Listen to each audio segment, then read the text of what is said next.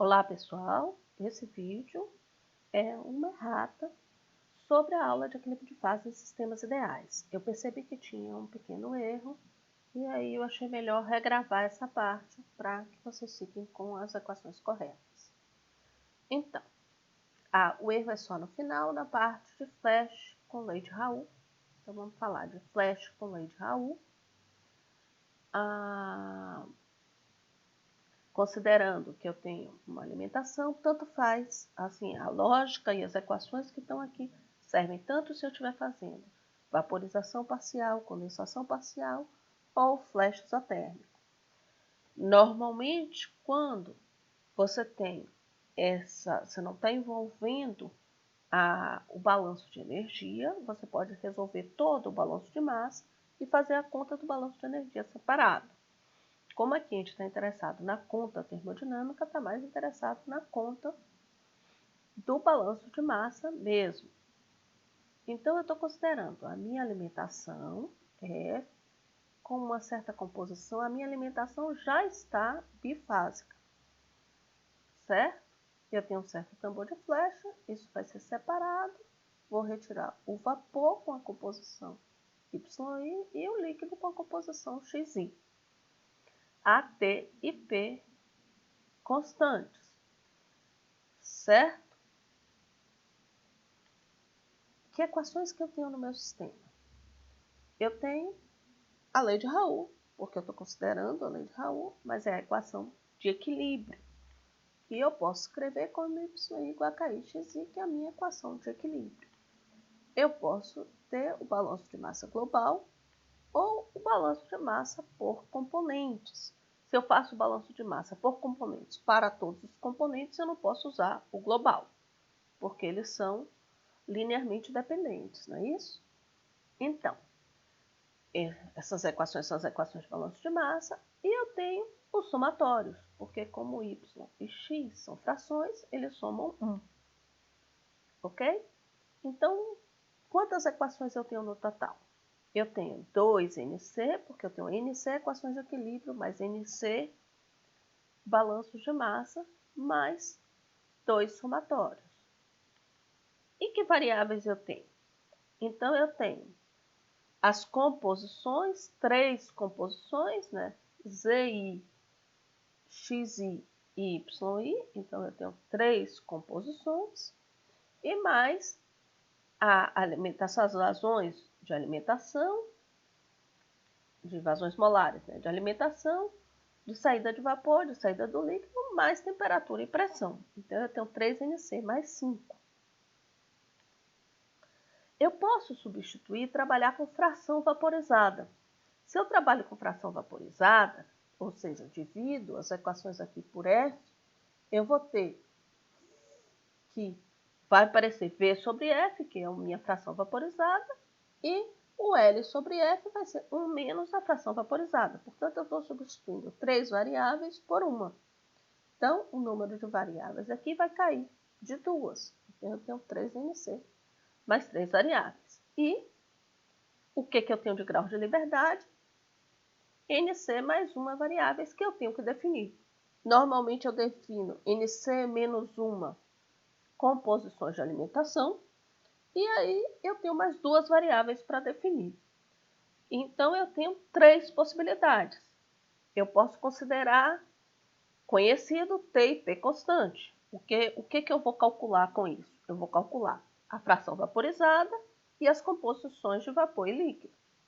Se eu considerar T e a fração vaporizada conhecidas, aí eu vou calcular a pressão e as composições de X e Y. Eu posso considerar também a fração vaporizada e a pressão. E aí eu vou calcular a temperatura e as frações de X e Y. Ok? Considerando que quando eu falo da alimentação, meu ZI, eu só posso definir NC menos uma composições de entrada, porque a última vai sempre sair pelo somatório de ZI igual a 1. Então, que soluções que eu tenho? A solução clássica desse problema é chamada de solução Rutherford-Rice. Primeira coisa, vou calcular a composição do vapor.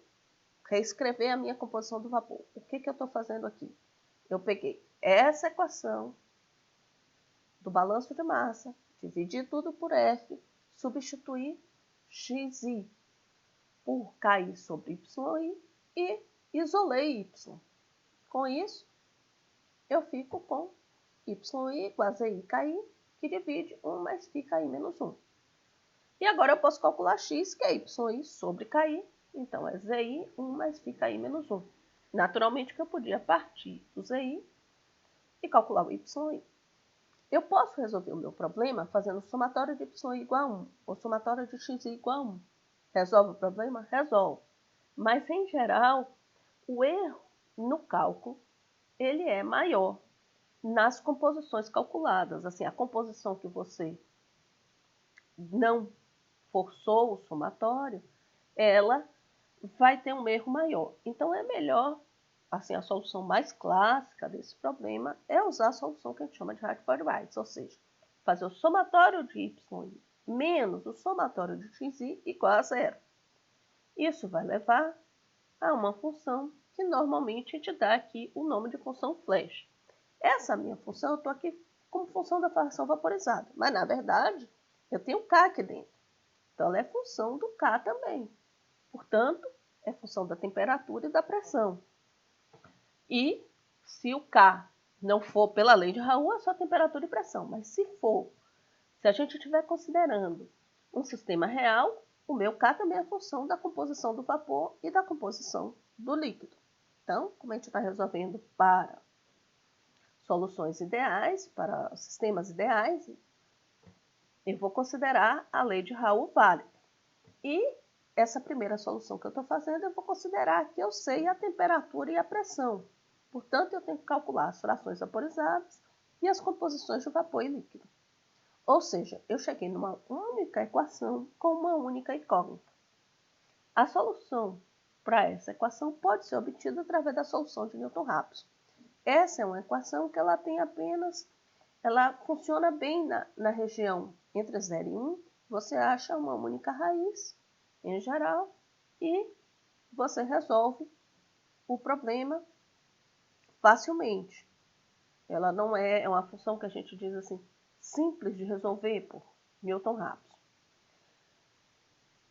O que significa resolver por Newton-Raphson? Significa que o próximo valor de cada interação vai ser o valor da interação anterior menos a função dividido pela derivada da função.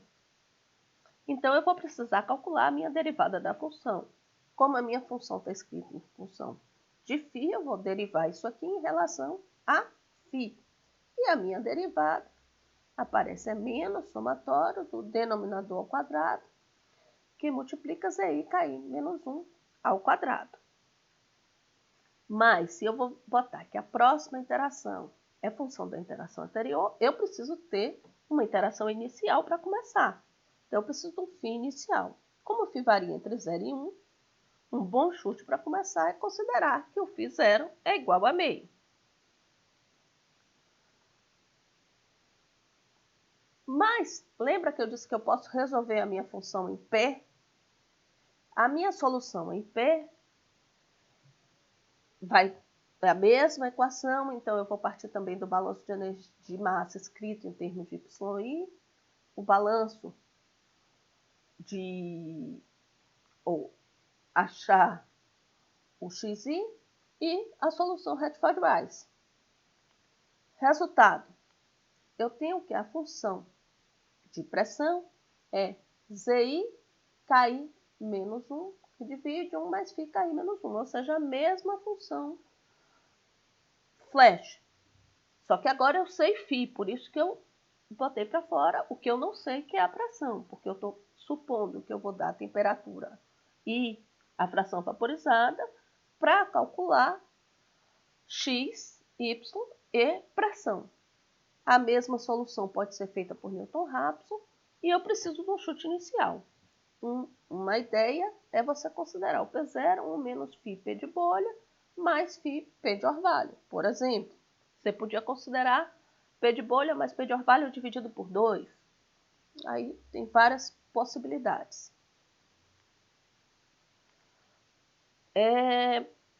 E a nova iteração, a cada próxima iteração vai ser a iteração anterior menos f de p que divide a derivada em p. Só que a minha função aqui não é explícita em p, ela é explícita em k. Então, eu vou ter que usar a regra da cadeia.